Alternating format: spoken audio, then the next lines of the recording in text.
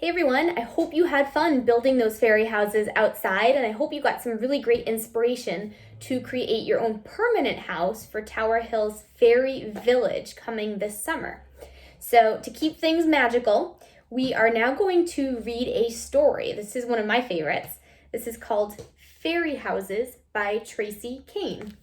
And now stay tuned afterwards because we are going to head out on a nature walk in our own backyards and see what signs of fairies and other magical creatures we can find there.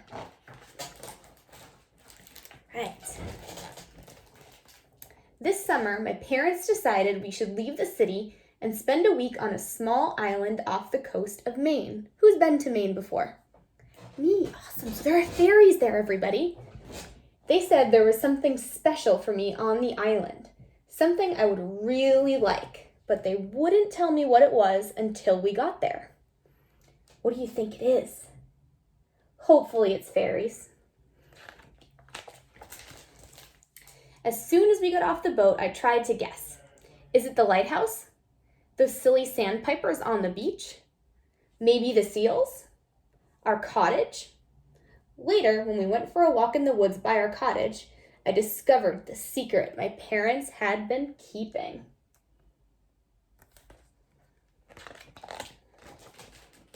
Fairy houses! People had built small fairy houses for fairies to live in, just like we did. Look at them all. How many fairy houses can you count?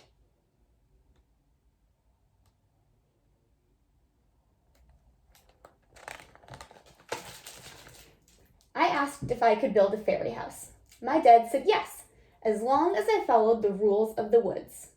I scouted out places that would be just right for a fairy house.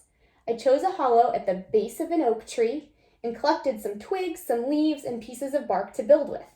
I finished the inside with a floor of dry grass and made a roof with fallen leaves.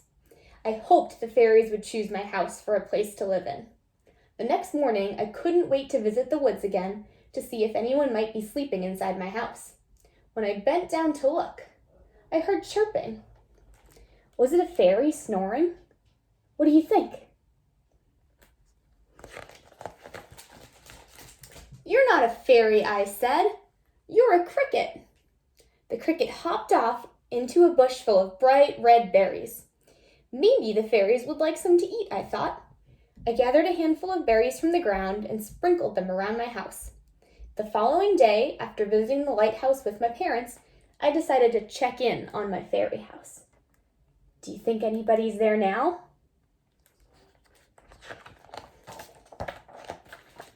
A pair of finches were carrying the last of the berries away in their beaks. Searching the ground for more berries, I came to a small stream. The sound of the trickling water gave me an idea. I took some stones from my pack that I had found near the lighthouse and arranged them in a circle near my fairy house. Then I filled the circle with water from the stream, in case the fairies got thirsty or wanted to take a bath.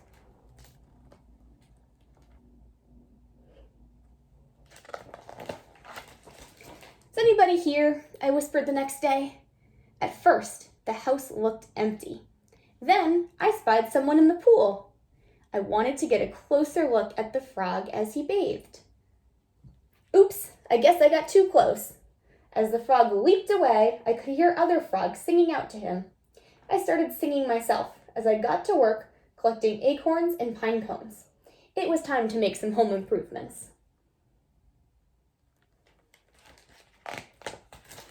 When I came back the next afternoon, I saw a squirrel nibbling on the nuts.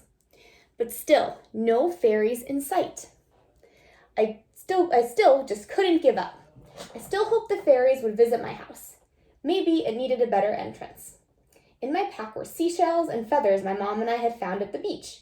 I decorated the path leading up to the door. I thought about adding my shiny bracelet to one of the shells, hoping to catch a fairy's attention. But then I remembered the rules of the woods. Only natural materials. The next morning, I got up very early when my parents were still asleep and tiptoed out of our cottage and into the woods. This was the day we would be leaving the island, so I had one last chance to visit my fairy house.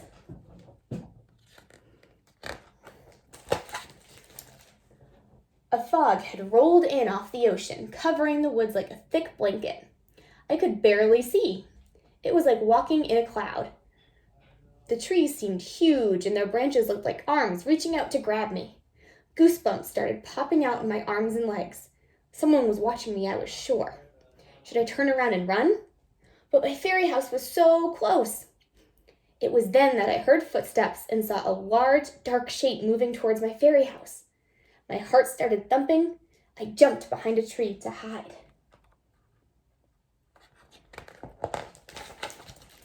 I caught my breath. It was a deer licking the salty seashells. I stood perfectly still as she made her way lazily through the woods, then vanished into the mist.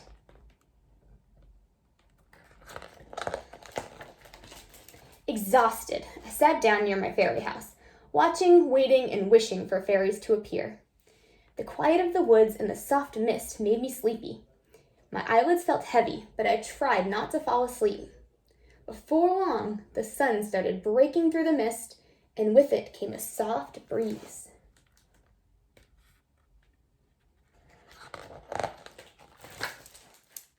"Kristen," the breeze seemed to whisper in my ear. "Kristen, wake up. We can only stay a moment." Struggling to open my eyes, I saw a bright beam of light and a tiny, smiling face. "Oh, they're here."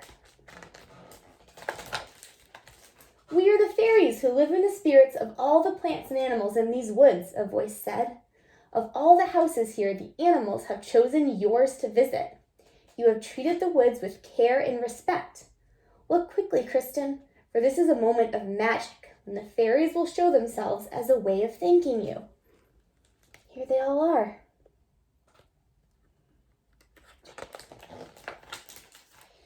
As the late morning sun started breaking through the mist, light beams illuminated the fairies. They sparkled like jewels. They became so bright, I had to close my eyes. How many fairies can you count in this picture?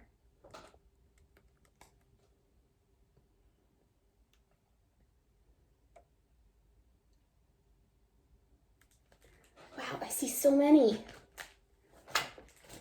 When I opened my eyes, the fairies had changed into beautiful monarch butterflies. Butterflies fluttered around me like a great orange cloud, following me to the edge of the woods where the sun shone brightly.